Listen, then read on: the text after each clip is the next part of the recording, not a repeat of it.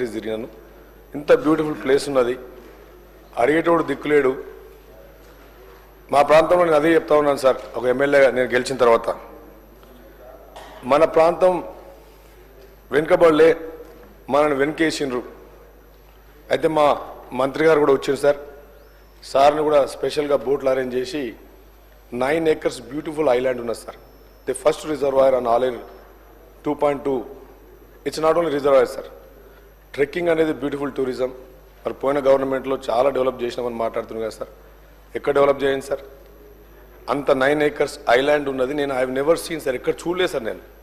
Sir మరి మా మంత్రి గారిని తీసుకెళ్ళి సార్ అక్కడ ఆ ప్రాంతాన్ని ఇమ్మీడియట్గా ఈ గవర్నమెంట్లో దయచేసి మా పోచారం ప్రాజెక్టును ఈకో టూరిజంగా, not only boating, fishing, trekking sir.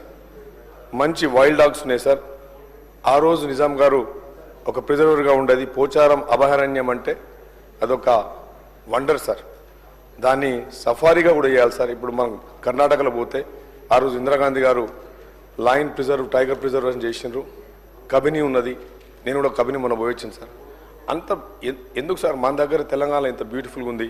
నేను ఐఎమ్ రిక్వెస్టింగ్ సార్, దయచేసి ముఖ్యమంత్రి గారిని, టూరిజం మినిస్టర్ గారిని స్పెషల్గా, అట్లీస్ట్ పోయిన గవర్నమెంట్లో మమ్మల్ని పట్టించుకోలేదు, మమ్మల్ని ఎన్కేసినారు, ఏదన్నా చేయాలని చెప్పి పక్కన కాటేజ్లకు ఛాన్స్ ఉంది సార్. డెస్టినేషన్ వెడ్డింగ్ ఉదయపూర్కి ఎందుకు పోవాలి సార్? ఉదయపూర్కి పోతారు సార్. ఆడ ఎందుకు పోవాలి సార్? ఉదయపూర్ 9 ఎకరాల బ్యూటిఫుల్ 2 TMCల ఐలాండ్ ఉన్నది సార్ మన దగ్గర. ఆ డెస్టినేషన్ వెడ్డింగ్స్ ఆడ చేసుకోవచ్చు. సో కనుక ఐఎమ్ రిక్వెస్టింగ్. సో అదొకటి సార్.